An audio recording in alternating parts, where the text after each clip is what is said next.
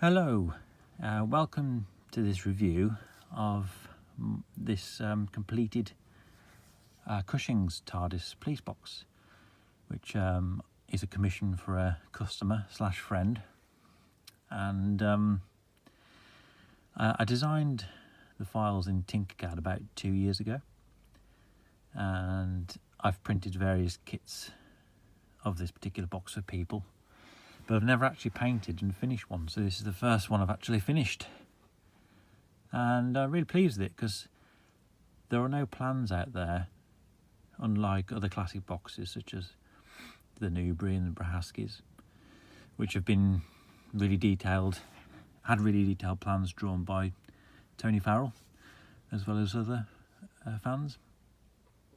So this one was a bit of a challenge because there's not much reference photos out there, so I had to go by Metbox plans, and this is the box that's closest to a Metbox, except for a few differences. So I took some liberties and just studied photos carefully and tweaked the dimensions of a Metbox to get as close to the Cushing's box as possible. So let's delve into some of the features. So at the moment you can see it's got an odd little lamp on top, which is from the first Dalek movie, and I believe it was a lava lamp. I'm not entirely sure, but that's what it looks like. There's not many reference photos showing the lamp properly, but this is as close as I could get. And then in the second film we had the more standard and common Fresnel lamp, which is more like a real Metbox lamp. So it has two swappable lamps,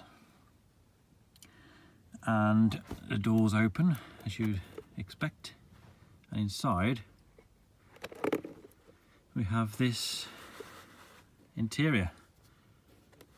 So it's all cladded out inside with white panels, and I also created as a little afterthought for this commission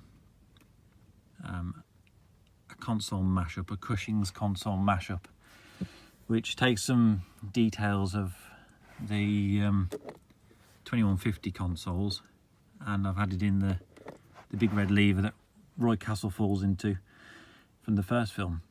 It's not absolutely accurate. For example, I've switched this console around. It should be a mirror image because it was facing backwards inside the console room.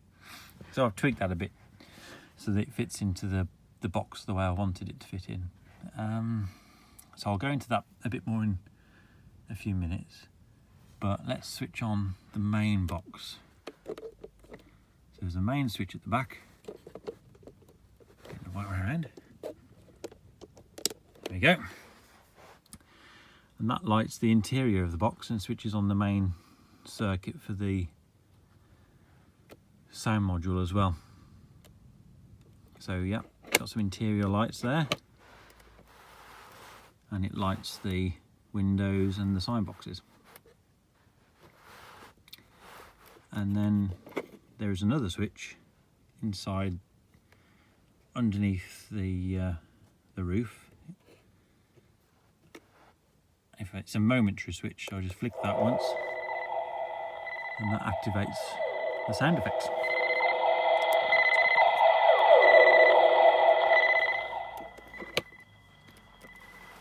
Now the sound effects are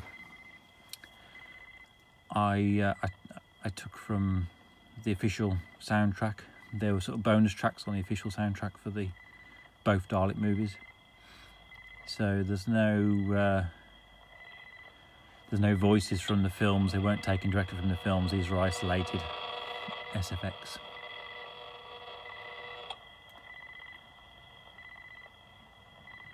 And I'll leave them running because there's quite a few variations in the sounds. There's little takeoffs and landings and all sorts of interesting little details in the sound.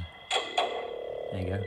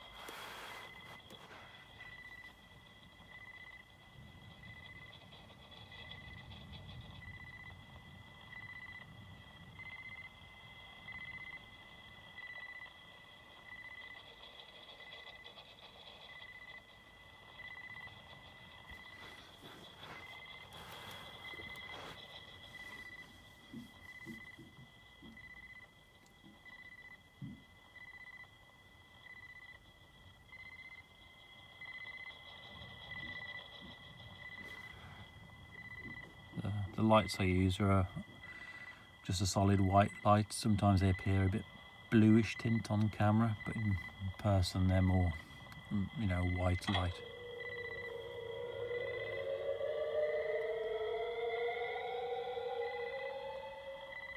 I think that's a takeoff.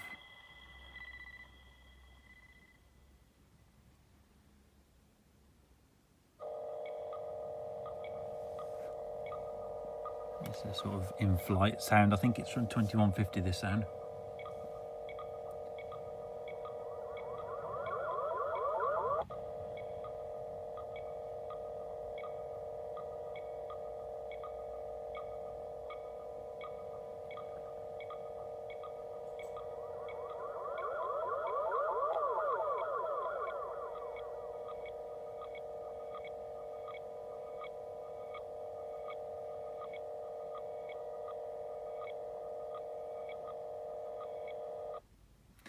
And there you go. So after it's cycled through the whole sound font, it turns itself off when the lamp stops flashing.